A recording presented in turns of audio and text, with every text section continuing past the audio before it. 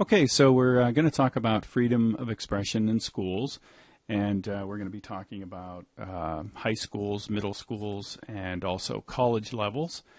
And as I mentioned in one of the videos, this isn't something necessarily that affects traditional journalists per se, but it does bring up some interesting issues, and I think it's another one of those areas of journalism law, or communications law, I should say, where the way things are is somewhat arbitrary.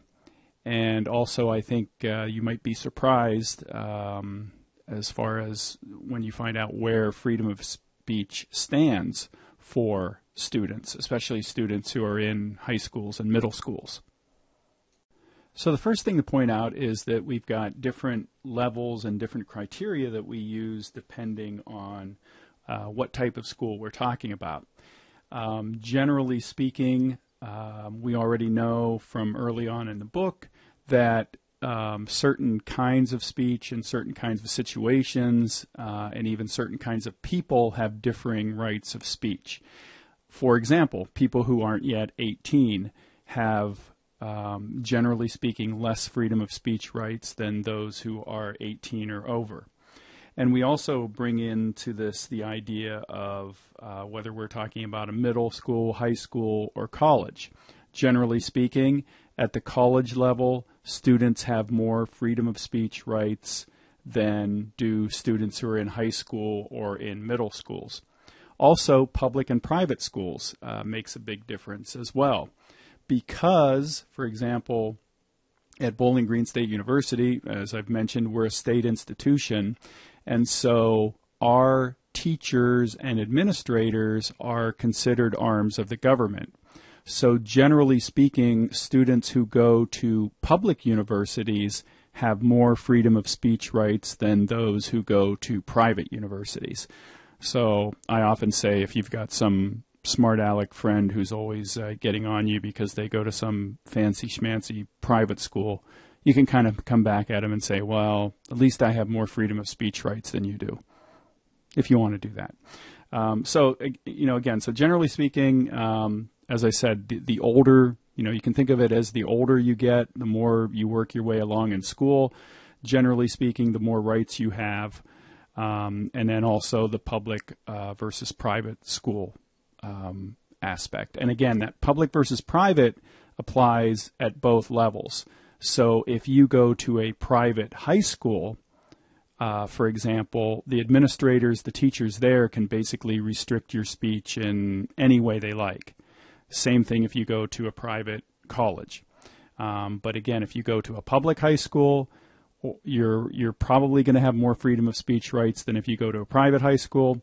And if you go to a public university, you're going to have the most freedom of speech rights of any of those categories. So the first big student expression case to talk about is the so-called Tinker case, Tinker versus Des Moines. And this involved students who wore black armbands to school to protest the Vietnam War. And they were expelled from school initially, and they challenged this in court. And eventually when it reached the Supreme Court more or less said that as long as the students weren't interfering with the business of school and weren't interfering with other students' ability to get an education, their expression was fine.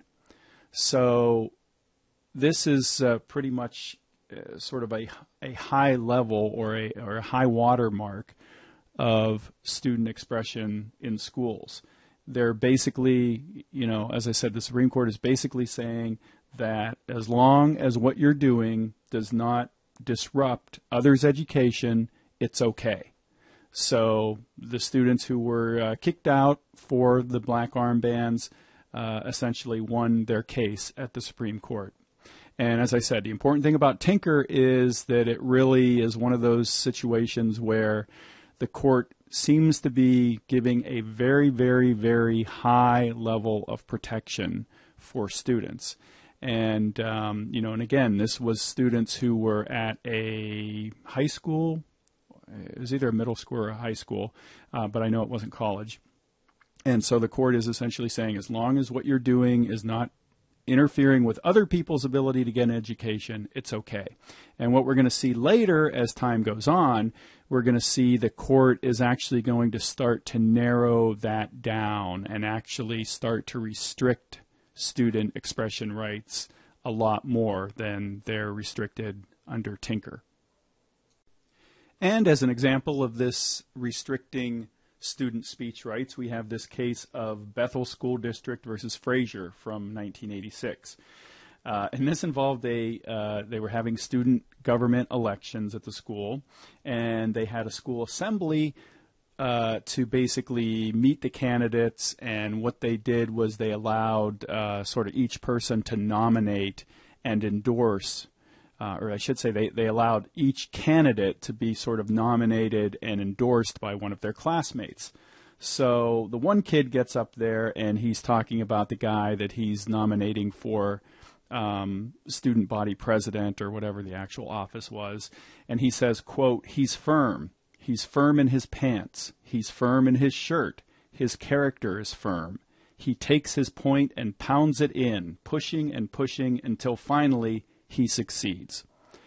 Obviously, there's some innuendo there, some double entendre, some sitcom type language, and the student got in trouble for that. And this eventually was challenged, eventually reached the Supreme Court.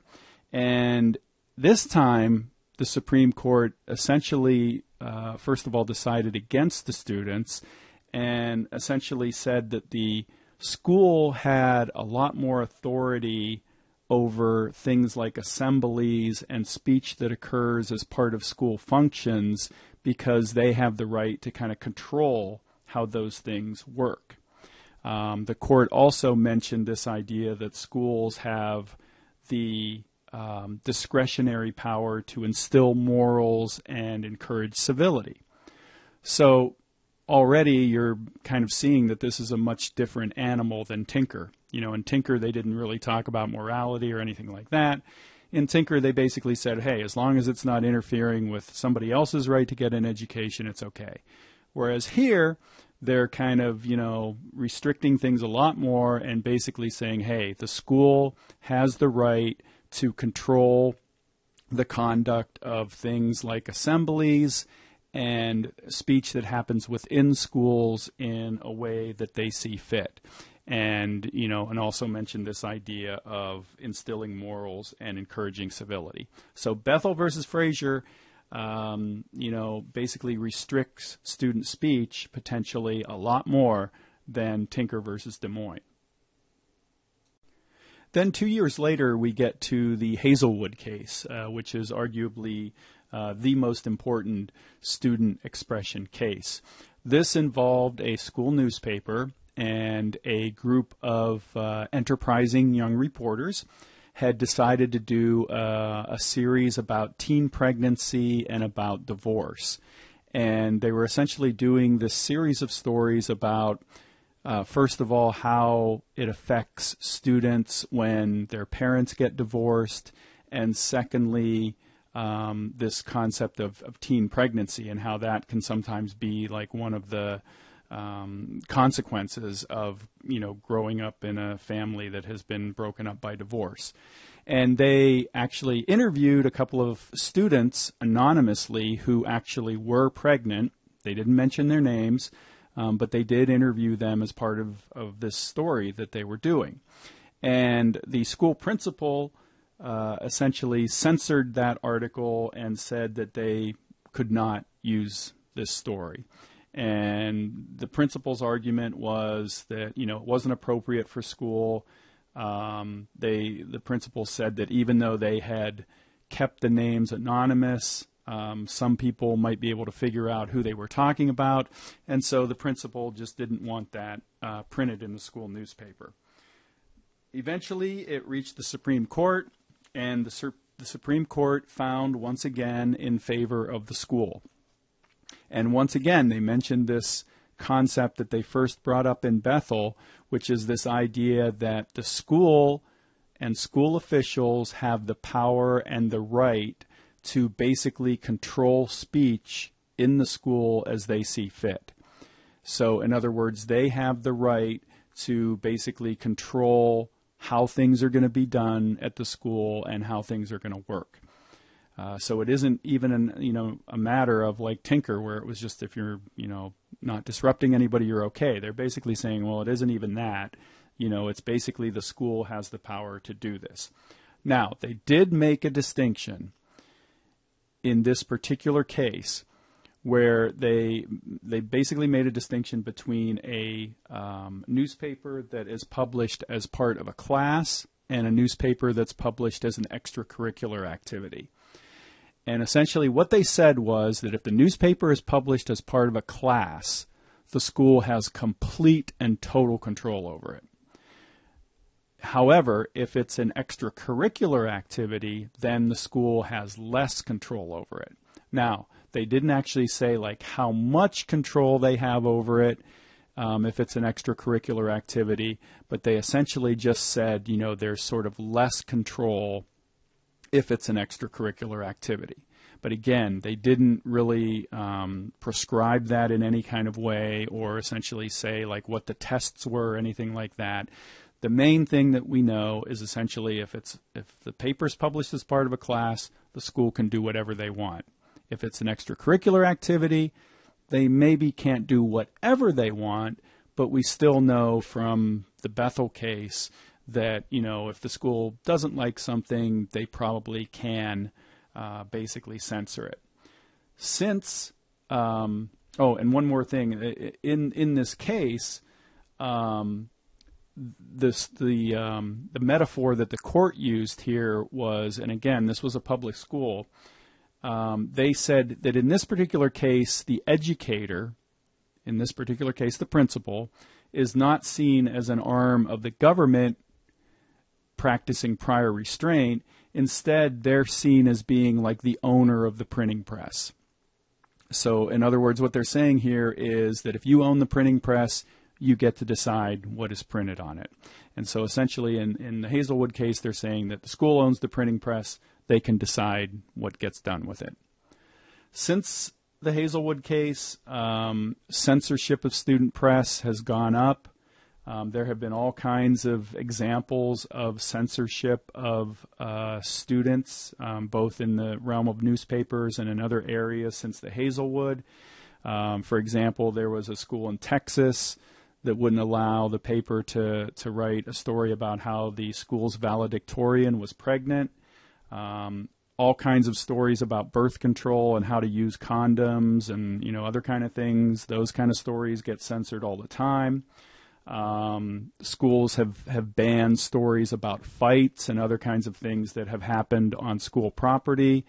And there was even one, and this is kind of my favorite one, and I mean favorite kind of in a bad way, where there was actually one school that prohibited its newspaper from writing any stories when the sports teams lost.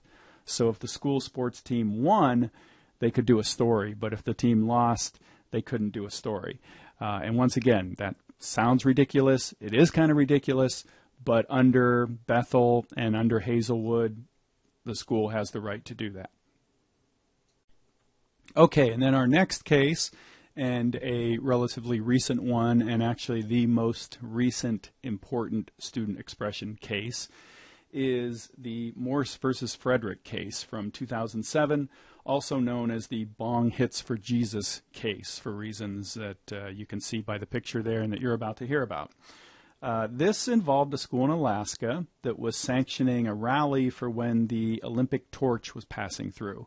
So, when they're getting ready to open up the Olympics, the Olympic torch goes all around the world, and it's a big deal, and it comes to your town, and, people like to clap for it as it goes by or whatever. And so the school was sanctioning this rally for the Olympic torch, which was going to be passing through the school area.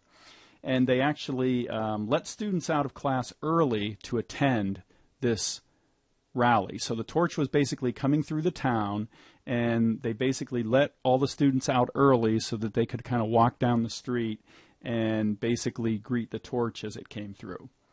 Now, one of the students who is involved in this case, Frederick, it's interesting here because he was actually late for school that day. So he actually wasn't even in class up until this torch rally happened. And as I said, they basically let the school out early for this rally. And so what he did was he kind of just showed up to the rally. And he brought with him this banner that he and his friends held up that basically said "Bong hits for Jesus," as you can see there. The school principal saw it, demanded that they take it down. Everybody except Frederick complied. He refused, and he ended up being suspended from school for 10 days. This went through the court system. Originally at the trial level, the district court ruled in favor of the school, and then Frederick appealed it. The Court of Appeals ruled in favor of Frederick, but then the school appealed that and appealed to the Supreme Court, and the Supreme Court overturned once again and basically decided in favor of the school. And the Supreme Court was basically saying that the school had the right to do what it did to Frederick.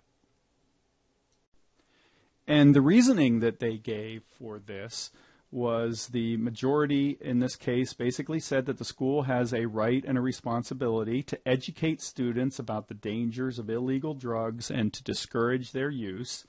And the court said that if the principal had failed to act, it would send a powerful message to the students in her charge, including Frederick, about how serious the school was about the dangers of illegal drug use. So essentially what the court is basing this on is this idea that the school has the right to discourage illegal activity, discourage drug use, and they're basically saying if the school didn't step in and do something about this, that would be sending a very bad message to the student body about drug use. Now, there's all kinds of issues with this that I'll let you guys kind of talk out a little bit in the discussion. But one thing I want to point out here is coming up on the next slide. Justice Clarence Thomas, who voted with the majority in this case, I'm just going to, you can pause this and read this. I'm not going to read it to you. But essentially, Clarence Thomas believes that students who are in schools, high schools, middle schools, have no freedom of speech rights. His position is essentially that, this isn't even a gray area. In his mind, there doesn't even have to be a reason. He is basically saying that in his mind, students do not have freedom of speech rights. And so again, I point that out just because that is a pretty extreme position, but it is held by at least one member of the United States Supreme Court.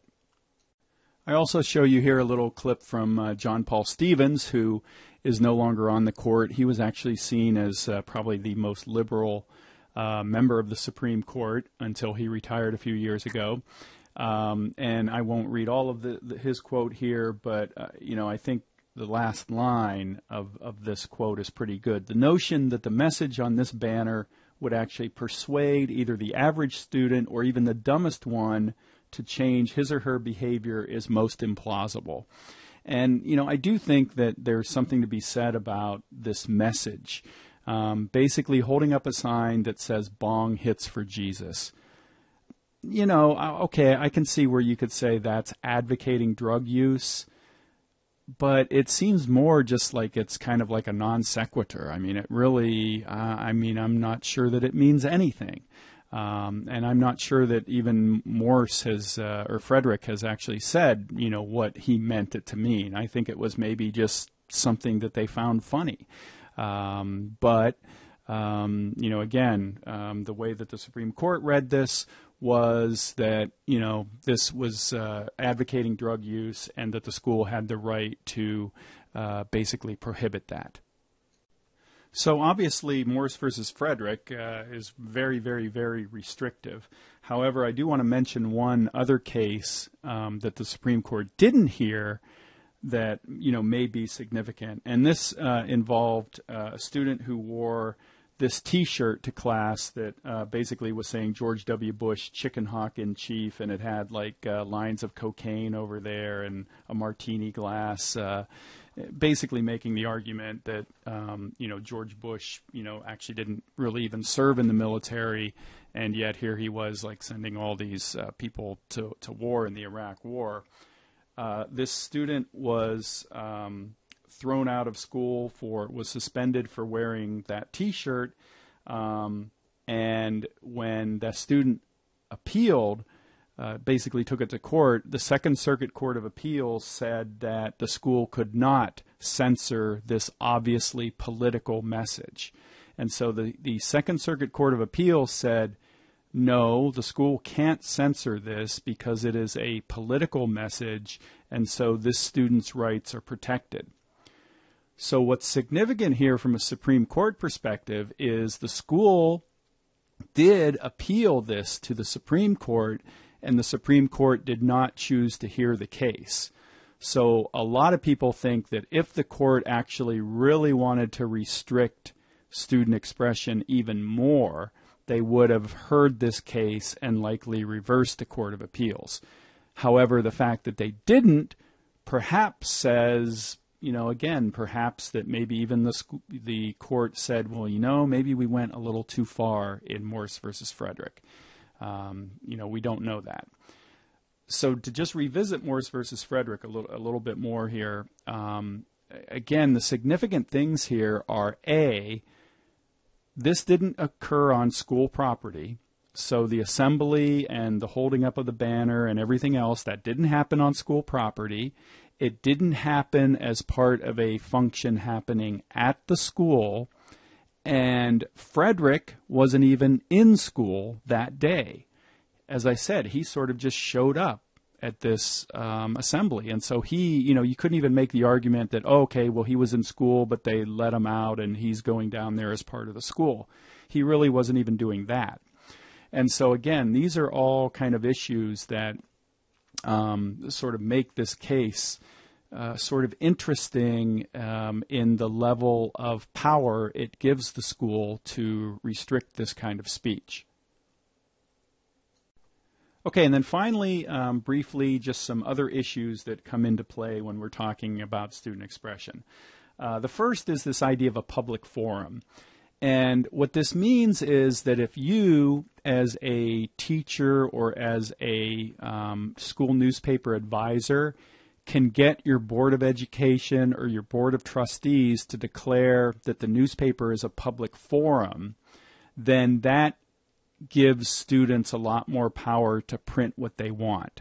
It's essentially a way that a newspaper advisor can kind of also keep themselves out of trouble, sort of keep themselves from getting sued and that other kinds of stuff, and the idea of censorship from administrators that might appear.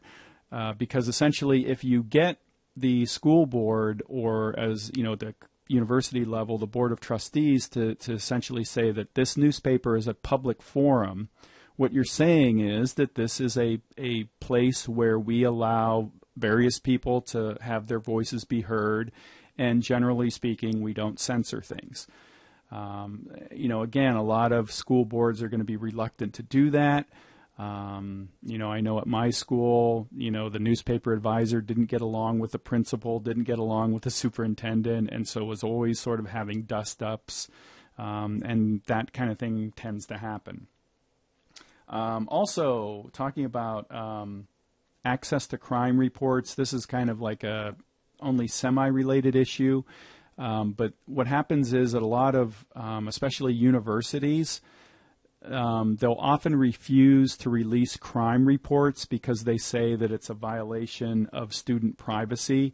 There's something out there called FERPA, which is basically the law that essentially says that, for example, I'm not allowed to talk to your parents about your grades unless you've given me permission to talk to your parents about your grades. I'm not allowed to just talk to anybody on the street about your grades. It's basically this privacy issue.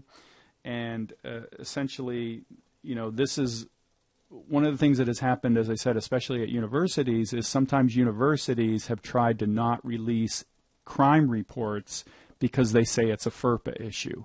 And really what they're trying to do is they basically don't want to release crime reports because they don't want, people to think it's an unsafe campus or whatever.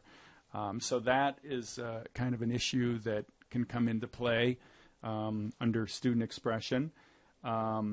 Free speech zones and speech codes.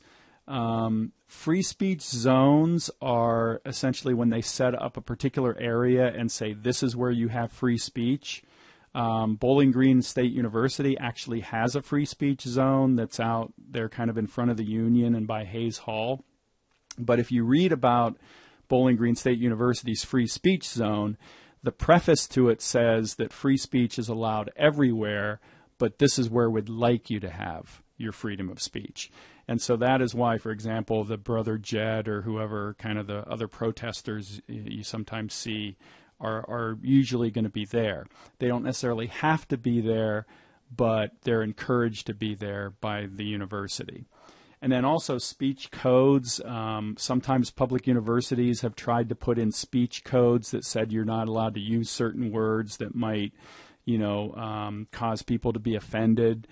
And generally speaking, those speech codes tend to get struck down because, we already know from our other things that we've studied that the First Amendment doesn't protect you from being offended. And so generally speaking, at a public university, it's going to be hard to make a speech code stick. However, private university would certainly be anything goes. And then finally, talking about the internet, there hasn't been a big case about this yet, but generally speaking, if a student is just at home at night and they're on Facebook and they put something in a Facebook post that like threatens another student or, says, somebody should get this teacher or, whatever. I mean, those kinds of things schools can punish you for. Because we already know from Morris versus Frederick, I mean, he wasn't even on school property. He wasn't even in school that day. And so, courts would also look the same kind of way at something that you did from your room on your own computer on Facebook. So, generally speaking, as I said here, students have pretty restricted freedom of speech rights, especially in today's world. So there you go. That's your student expression lesson for today, for this class, from me.